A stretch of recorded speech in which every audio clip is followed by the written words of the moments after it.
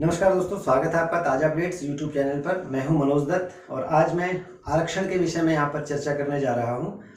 इस पूरे भाग को मैं दो भागों में बांटूंगा और पहले भाग में हम ये जानेंगे कि जो आरक्षण है स्वतंत्रता से पहले मतलब वैदिक काल से लेकर के 1947 तक आरक्षण के विषय में क्या इसकी अवधारणा रही, ठीक है, इसके विषय में क्या क्या बदलाव हुए और किस तरह से यह संविधान का हिस्सा बना। और दूसरे भाग में हम जानेंगे कि 1947 के बाद अब तक, यानी कि ये अंतिम जो कांड है यहाँ पे हाथरस का जो कांड हुआ है, यहाँ तक जो है ये जो आरक्षण के कौन कौन से मुद्दे रहे, कौन कौन से बदलाव रहे और किस किस तरह से इसमें सुधार होते रहे और आगे भी इनमें क्या संभावना है। तो जो पहला भाग है उसकी बात हम अभी करेंगे और पहले भाग में से भी उस भाग को भी मैं 5 भागों में बांट कर आपको बताऊंगा।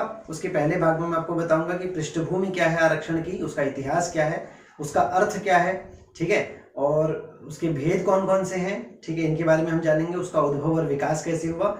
दूसरे भाग में, पहले भाग के दूसरे भाग में मैं आपको बताऊंगा कि कौन कौन से मुख्य रूप से दलित आंदोलन हुए, ठीक है, जिनकी वजह से आरक्षण जो है लाइमलाइट में आया और बाद में जो है इसके ऊपर एक वर्ग के ऊपर ध्यान गया और उसके बाद जो सुधारक थे उन्होंने इस पर चिंतन करके इसमें सुधारवादी कदम उठाए, परिवर्तनकारी कदम उठाए। तीसरे भाग में मैं आपको बताऊंगा कि स्वतंत्रता से पहले अस्पृश्यता संबंधी कौन कौन से कानून थे जो इस विषय में बनाए गए, ठीक है। और चौथे पार्ट में मैं आपको बताऊंगा कि कौन कौन से ऐसे महान सुधारक या नेता या शासक हुए हैं जिन्होंने दलितों के अधिकार की सुरक्षा प्रदान करने के लिए कुछ ठोस जो है कदम उठाए या इस तरह के कोई निर्णय लिए। और 5वें भाग में मैं आपको बताऊंगा कि जो आरक्षण हमारे संविधान का जो हिस्सा बना है, तो संविधान का हिस्सा बनाने के लिए आरक्षण को कौन कौन से मुख्य रूप से सूत्रधार रहे इसके, ठीक है। तो इस सूत्रधार के क्रम में भी सबसे पहले हम 3 लोगों की बात यहाँ पर करेंगे। वहाँ पर एक तो ज्योतिबा फुले जी महाराज, उनकी बात करेंगे, फिर एक साहू जी महाराज हैं, उनके बारे में जानेंगे, और अंत में जो भीमराव अम्बेडकर जी हैं जिन्हें भारतीय संविधान का जनक भी कहा जाता है, उनके बारे में हम जानेंगे। और फिर उसके बाद जो नेक्स्ट पार्ट होगा उसमें हम फिर स्वतंत्रता प्राप्ति के बाद आरक्षण की क्या स्थिति रही वो जानने का प्रयास करेंगे। तो चलिए सबसे पहले जानते हैं आरक्षण शब्द का अर्थ क्या है। आरक्षण शब्द को यदि हम सामान्य रूप से समझने का प्रयास करें तो इसका एक अर्थ निकलेगा कि सुरक्षित किया हुआ कोई स्थान। हम ये भी कह सकते हैं कि किसी विशेष व्यक्ति या कार्य हेतु पहले से निर्धारित किया गया कोई स्थान, कोई पद, कोई सीट या कोई कक्ष आदि। उदाहरण के तौर पर जैसे रेल में या सिनेमा हॉल आदि में सीट का आरक्षण करना या निर्धारण करना, होटल में कक्ष को आरक्षित करना, घर में या कार्यस्थल को या धार्मिक स्थल या कोई सार्वजनिक कार्य हेतु किसी स्थान को आरक्षित करना, विद्यालय, संस्था, संगठन आदि में पद को आरक्षित करना। तो इस तरह से हम ये कह सकते हैं कि आरक्षित शब्द का मतलब हुआ किसी भी पद में या सीट में या कक्ष में किसी भी इस तरह के एक विशेष स्थान को सुरक्षित करना या सुरक्षित किया हुआ स्थान या पहले से ही निर्धारित किया हुआ कोई विशेष पद, सीट, कक्ष आदि। आरक्षण के इन उदाहरणों और परिभाषा को देखकर हम ये कह सकते हैं कि आरक्षण के प्रकार भी अनेकों हो सकते हैं। तो इन प्रकारों को भी हम मुख्य रूप से 2 भागों में बांटकर देख सकते हैं। एक तो वे हैं जो हम स्वयं, जो हमारे निजी होते हैं, ठीक है, मतलब किसी व्यक्ति या संस्था द्वारा अपनी सुविधा या इच्छा अनुसार संसाधनों को हमेशा के लिए या कुछ समय के लिए आरक्षित कर देना, जैसे होटल का कोई कमरा, ट्रेन की या सिनेमा हॉल की कोई सीट, घर के लिए जगह, ठीक है, किसी संस्था द्वारा मंदिर का या धार्मिक स्थल का निर्माण करने हेतु, विद्यालय का निर्माण करने हेतु, अस्पताल का निर्माण करने हेतु, किसी धर्मशाला का निर्माण करने हेतु जगह का आरक्षण कर लेना, ठीक है, आरक्षित कर लेना किसी स्थान को। तो ये आरक्षण के जो हमने अभी भेद जाने, ये तो वो हैं जो उतने मतलब कानूनी दायरे में उतना नहीं आता है। इसको हम जो है अपनी सुविधानुसार या हम इसको खरीद सकते हैं, हम पैसे के माध्यम से, किसी अन्य चीज़ों के माध्यम से हम इसको अपने लिए आरक्षित कर सकते हैं। आरक्षण का जो दूसरा भेद है वो हो जाएगा संवैधानिक अधिकारों के चलते हुए या नागरिकता के चलते आपको जो मिल रहा है या कोई विशेषाधिकार आपको मिल रहे हैं, वो हो जाएंगे आपके विशेष आरक्षण से संबंधित प्रकार। अब ये कई प्रकार का हो सकता है, जैसे जाति पर आधारित हो सकता है, धर्म पर आधारित आरक्षण हो सकता है, लिंग पर आधारित आरक्षण हो सकता है, एक प्राइवेट सेक्टर में मैनेजमेंट कोटा भी चलता है, या फिर इसके अलावा जो संवैधानिक रूप से जो प्राप्त है हमारे देश में कुछ विशेष लोगों को, जैसे कि स्वतंत्रता सेनानियों के जो बेटे बेटियां हैं या उनके पोते पोतियां हैं, उनको आरक्षण मिला हुआ है।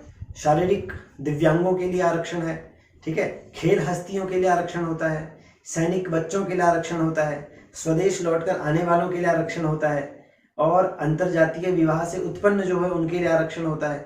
सरकारी या सार्वजनिक क्षेत्र की नौकरियों के लिए या स्कूल के जो कुछ सीटें होती हैं उनके बच्चों के लिए जो है वहाँ पर आरक्षण होता है दाखिले के लिए।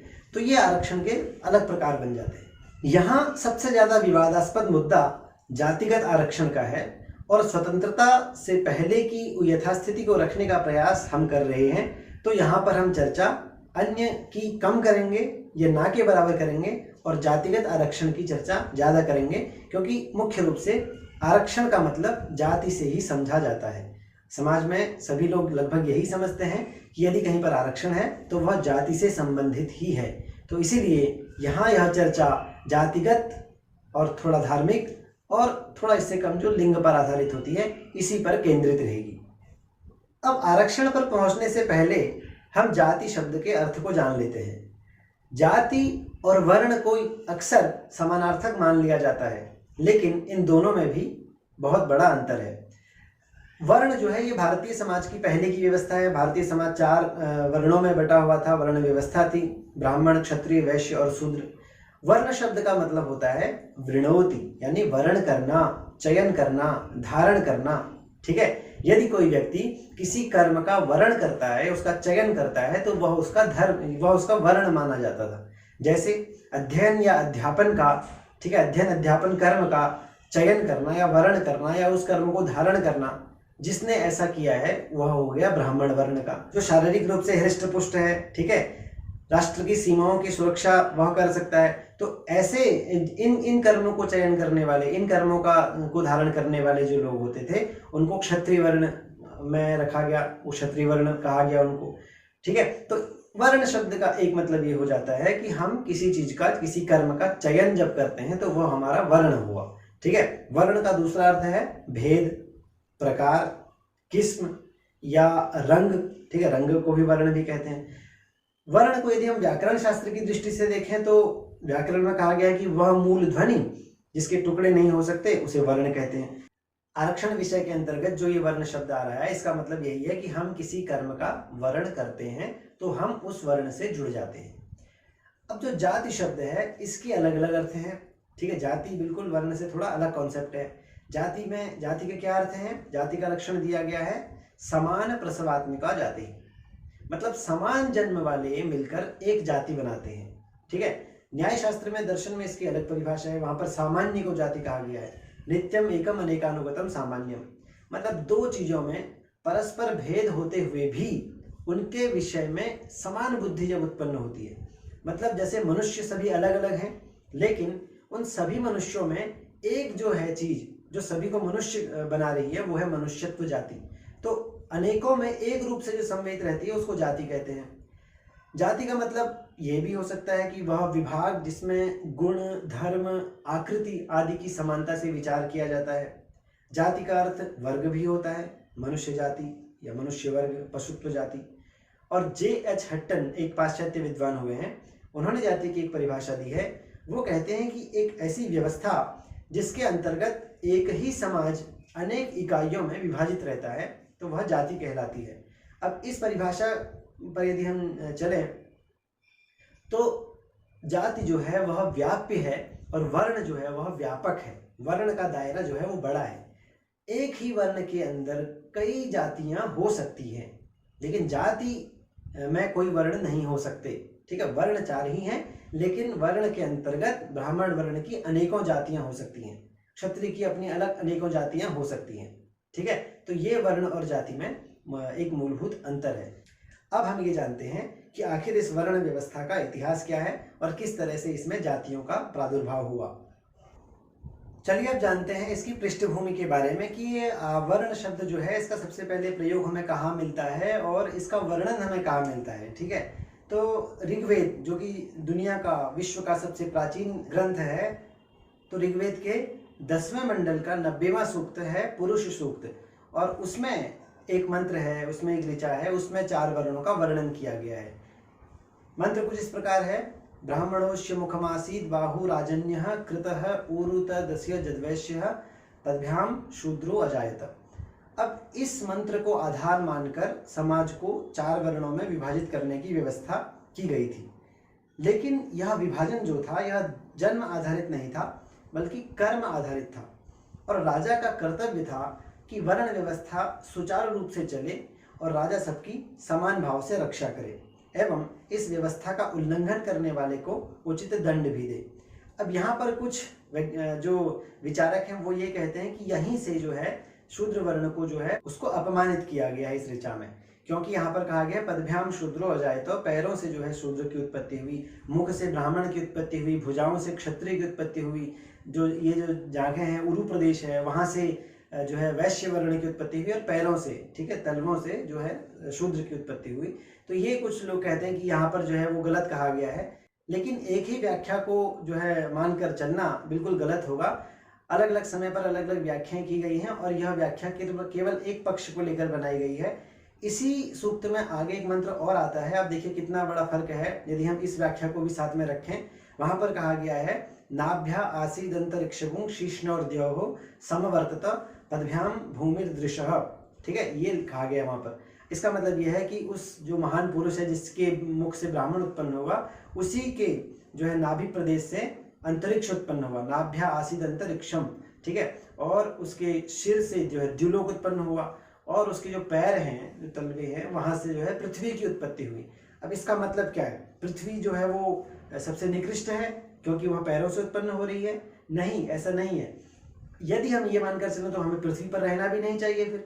लेकिन ये जो व्याख्याएं हैं यदि इसी तरह की व्याख्याएं होती रहेंगी या होती रही और उसको ही फॉलो करते रहे तो फिर हम एक निश्चित अर्थ तक नहीं पहुंच पाएंगे, हम नकारात्मक ही जाएंगे।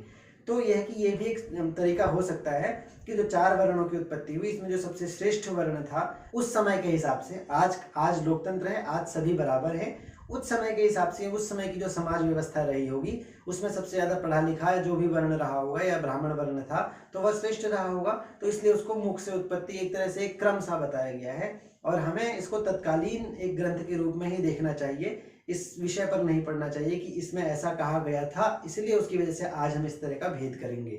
ठीक है, तो ये अपने अपनी विवेकानुसार जो भी निर्णय ले सकते हैं, जिस भी व्याख्या को हम फॉलो करना चाहते हैं कर सकते हैं, लेकिन ऐसा वर्णन वहां पर मिलता है।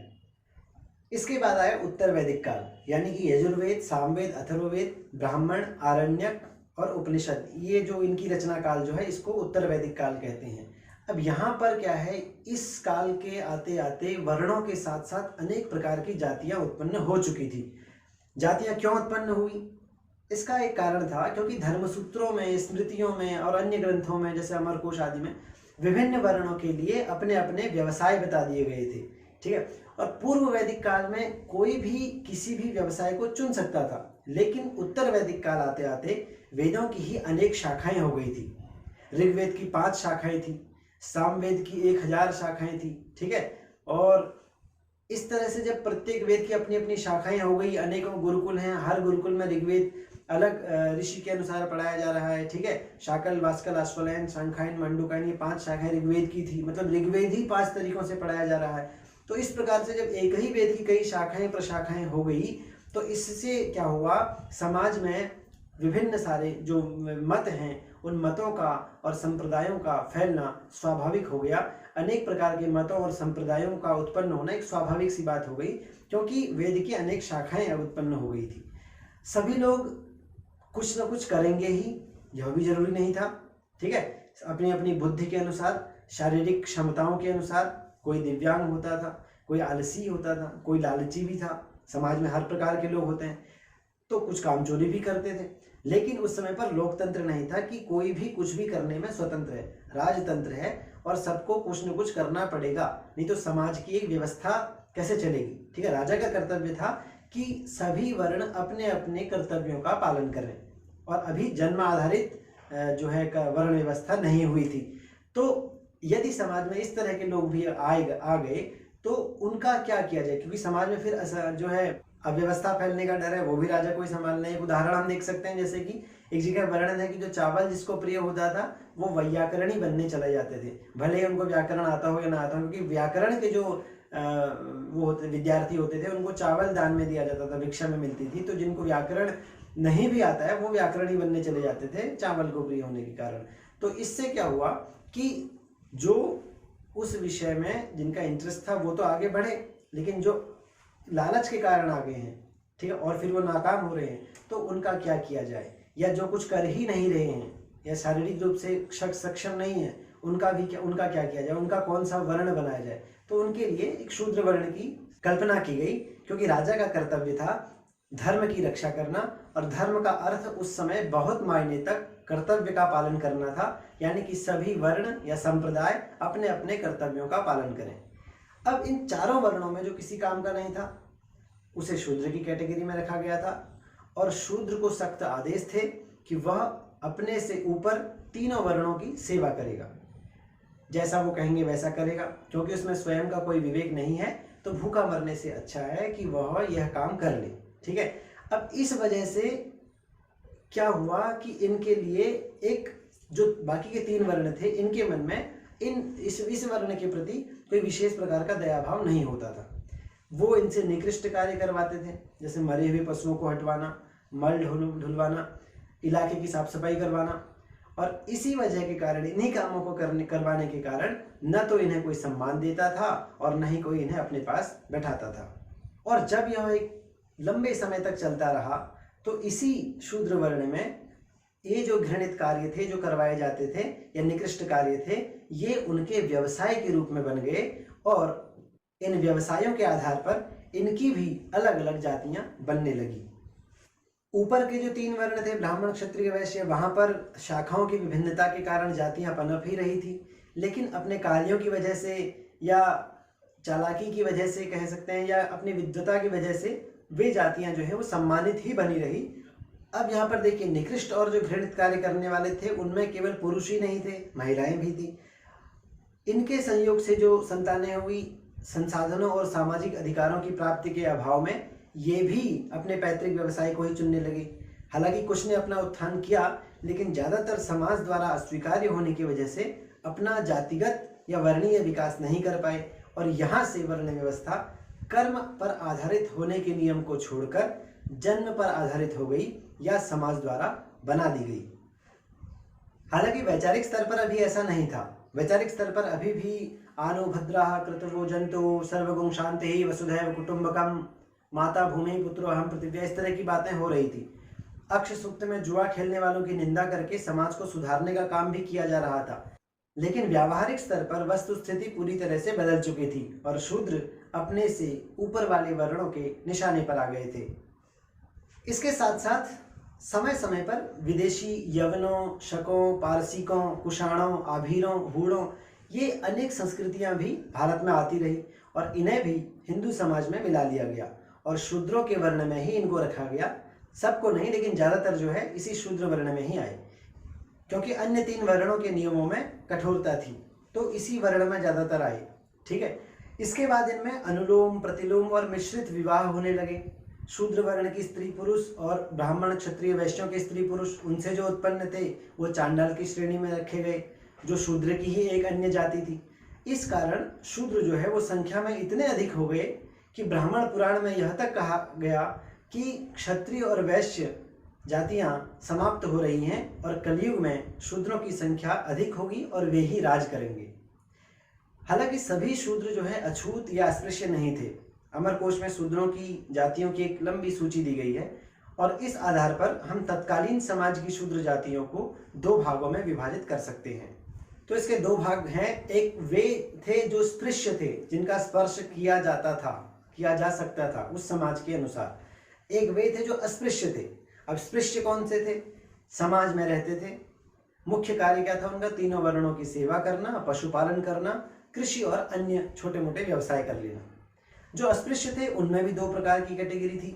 एक वे थे जो अपवित्र या हिंसा प्रधान और घृणित कार्य या व्यवसाय करने वाले थे, और जो दूसरे थे वो मिश्रित जातियों से उत्पन्न थे, ठीक है।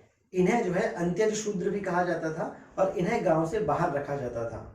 परिस्थिति इतनी गंभीर हो गई कि इनके लिए कठोर दंड विधानों का वर्णन होने लगा। जैसे याज्ञवल्क्य ने इन्हें शव और स्मशान की तरह अपवित्र माना। शव या चांडाल के छू जाने पर स्नान और 100 गायत्री मंत्र से पवित्र होने की बात कही गई।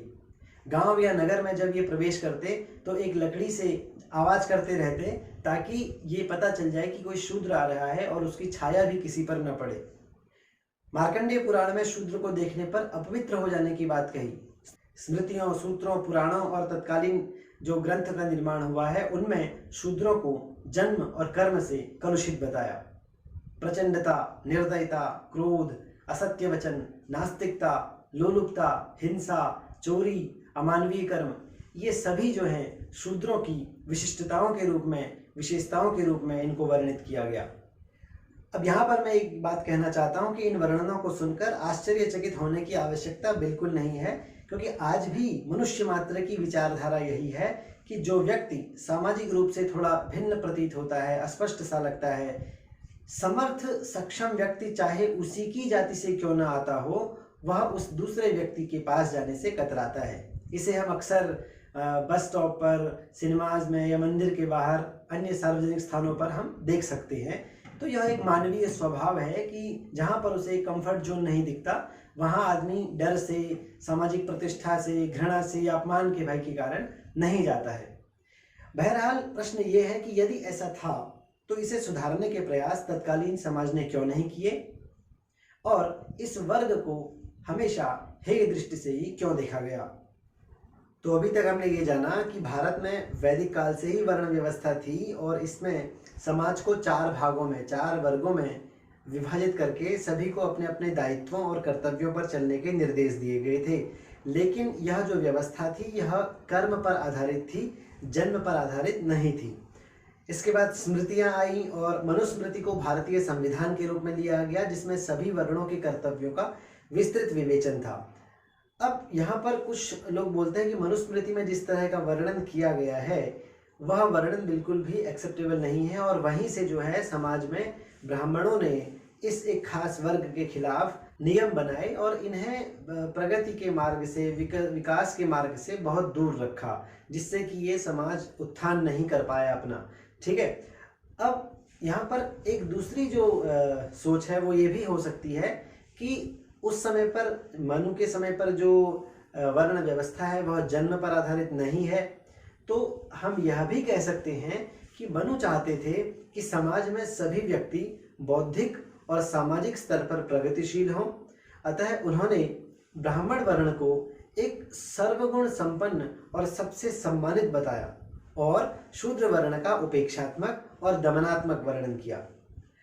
इसके मूल में यह भावना भी हो सकती है कि सभी को ब्राह्मण यानी कि विद्वान, संपन्न, विकसित या फिर मल्टी टैलेंटेड बनाना, ये भी एक सोच हो सकती है कि आपका लक्ष्य जो है वो ब्राह्मण बनना है, क्योंकि ये एक ऐसी कैटेगरी है जहाँ पर सभी जो है विद्वान होते हैं। ठीक है, तो आपका लक्ष्य यही बनना होना चाहिए ताकि समाज में कोई भी एक तरह से बेरोजगार ना हो या फिर सबके पास अपना अपना कोई काम हो। तो ब्राह्मण वर्ण में, इस कैटेगरी में आने की अगर चाहत होगी या कोशिश करेंगे तो क्षत्रिय या वैश्य तक पहुंच ही जाएंगे, जिससे कि सबके पास अपना कोई ना कोई काम होगा। ठीक है, उन्हें नहीं पता था कि बाद में उनका यही जो वर्णन है ये समाज को इतना उद्दंड, स्वच्छंद और निर्मम बना देगा कि मनुष्य ही मनुष्य के साथ पशुवत व्यवहार करने लगेगा। मनुस्मृति में ही कहा गया है, जन्मना जायते शूद्र है, कर्मणा द्विज उच्यते, कि जन्म से सभी व्यक्ति शूद्र ही उत्पन्न होते हैं, लेकिन अपने अपने कर्मों से वे ब्राह्मण, क्षत्रिय और वैश्य वर्ण को प्राप्त करते हैं। वो नहीं जानते थे कि उनकी इस उक्ति को भुला दिया जाएगा और हुआ भी यही। समाज बदला, समय बदला और समाज में वर्ण व्यवस्था जन्म आधारित हो गई, जो आज तक आपसी रोष और द्वंद्व का कारण बनी हुई है। मनुस्मृति के बाद ब्राह्मणवाद का इतना विस्तार हुआ कि अन्य वर्णों के लिए मुश्किलें आने लगी। ब्राह्मणों में कुछ ब्राह्मण तो श्रेष्ठ थे, लेकिन कुछ या ज़्यादातर क्रूर थे और जातिगत भेदभाव से भरे हुए थे। कर्मकांड का ही चारों तरफ बोलबाला था। अब इस संबंध में जब हम लौकिक साहित्य में आते हैं, वैदिक काल को छोड़ करके, उत्तर वैदिक काल और वैदिक काल दोनों के बाद लौकिक साहित्य आता है और लौकिक साहित्य का पहला जो ग्रंथ है वो है रामायण। तो लौकिक साहित्य में जब हम आते हैं और इसी रामायण पर आधारित, क्योंकि रामायण जो है वो उपजीव्य काव्य है, ठीक है, रामायण पर आधारित ही बाद में अनेक काव्य, महाकाव्य और नाटक रचे गए। तो रामायण पर आधारित भवभूति का एक नाटक है उत्तर रामचरितम, उसमें एक वर्णन मिलता है जहाँ पर राम जो है एक शूद्र का वध करते हैं। उसका नाम शंबुक है और उसका वध इसलिए किया जाता है क्योंकि वह तपस्या कर रहा था। अब उसका वध इसलिए करना पड़ा क्योंकि उसके पीछे कोई दूसरा कारण था, क्योंकि शंबुक जो था वो शूद्र नहीं था, शाप के कारण वह बन गया था। और उसके शाप का निवारण ही ये था कि राम जब उस चित्रकूट में दोबारा आएंगे तो उसका वध करेंगे और फिर उसको इस शाप से मुक्ति मिलेगी। और जब उन्होंने ऐसा किया तो इसके बाद उस शंबुक ने जो है राम की वहाँ पर हेल्प भी की और उसके बाद उसको दिव्य योनि प्राप्त हुई। तो वर्णन यहाँ पर ये है कि एक शूद्र का वध वहाँ पर किया जा रहा है क्योंकि वो तपस्या कर रहा था। फिर हम महाभारत में जब आते हैं तो वहाँ पर कर्ण और एकलव्य एक ऐसा वर्णन है उनका, ठीक है, जहाँ पर उनका जाति के कारण उनकी प्रतिभा को जो है वहाँ पर सराहा नहीं जाता है, ठीक है। अब यहाँ पर हम और भी पात्र देखते हैं, जैसे कृष्ण हैं, विदुर हैं, परशुराम हैं, द्रोणाचार्य हैं, ठीक है। ये ब्राह्मण वर्ण के होने के बावजूद क्षत्रिय वाले युद्ध में सेनापति बन रहे हैं। या कृष्ण जो है वो सारथी का काम कर रहे हैं, सारथी शूद्र बनते थे, शूद्र का काम सारथी बनना होता था, लेकिन कृष्ण वहाँ पर वो भी कार्य कर रहे हैं, गीता का उपदेश दे रहे हैं तो ब्राह्मण का कार्य भी कर रहे हैं, गुरु का कार्य भी कर रहे हैं। तो उन्होंने जो है सब में सामंजस्य बिठाने का जो है एक प्रयास किया है और उन्होंने भी वहाँ पर किया है, कहा है गीता में कि चातुर्वर्ण्यम मया सृष्टम गुण कर्म विभागशः, कि चारों जो है वर्णों की उत्पत्ति मैंने ही की है और वह गुण और कर्म के आधार पर की है, न कि जन्म के आधार पर। तो यहाँ पर हम ये कह सकते हैं कि भले ही गीता में ये कहा जा रहा हो कि वर्ण व्यवस्था कर्म पर आधारित है, लेकिन उसी महाभारत में हम उदाहरण भी देख लेते हैं कर्ण और एकलव्य के रूप में, जिन्हें जन्म पर आधारित वर्ण व्यवस्था का सामना करना पड़ता है। इसलिए महाभारत को कहा गया है यदि हास्ति तदन्यत्र यन्ने हास्ति न तत्क्वचित्, कि जो कुछ भी महाभारत में है वो ही सब जगह है और जो महाभारत में नहीं है वो जग में भी नहीं है, संसार में भी वैसा नहीं है, क्योंकि उसमें हमें हर तरह के पात्र मिलते हैं, हर तरह की जो है वहाँ पर हमें घटनाओं का वर्णन मिलता है जो कि हम समाज में आज भी देखते हैं। और इसका इतना प्रकोप हुआ, इतना अत्याचार हुआ कि ये जाति प्रथा से तंग आकर के इस शूद्र वर्ग ने बौद्ध और जैन धर्म को हिंदू समाज के विकल्प के रूप में देखने लगा और एक बहुत बड़ा वर्ग, यहाँ तक कि सम्राट अशोक तक बौद्ध बन गए। बाद में शंकराचार्य जी के अथक प्रयासों से सनातन धर्म फिर से अपने पैरों पर खड़ा हो पाया, जब उन्होंने 4 दिशाओं में 4 धामों की स्थापना की और वेदों का भाष्य किया। इतना सब होने के बाद भी वर्ण व्यवस्था की सोच लोगों के अंदर इतना घर कर चुकी थी कि अब इससे निकलना लगभग असंभव हो गया था।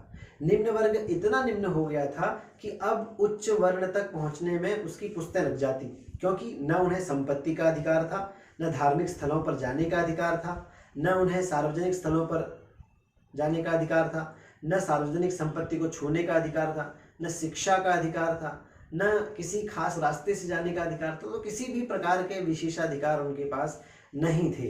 मनमानी करने पर काफ़ी कड़ा दंड दिया जाता था, बहुत कड़ी दंड व्यवस्था थी। और ये सब इतने लंबे समय तक चला कि अनेक संस्कृतियां भारत में आई और चली भी गई, लेकिन यह अभिशाप नहीं गया। और अब तक ये लोग इतने विपन्न हो गए थे, इतने इसके आदी हो गए थे कि अब इन्हें इन सब से कोई फर्क पड़ना ही बंद हो गया और इन्होंने इस चीज को एक वास्तविकता की तरह स्वीकार कर लिया। तो आरक्षण सीरीज के इस भाग में हमने जाना आरक्षण की पृष्ठभूमि के बारे में। इसके अगले भाग में मैं आपको दलितों से जुड़े आंदोलनों के बारे में विस्तृत रूप से बताऊंगा। तब तक के लिए नमस्कार, धन्यवाद।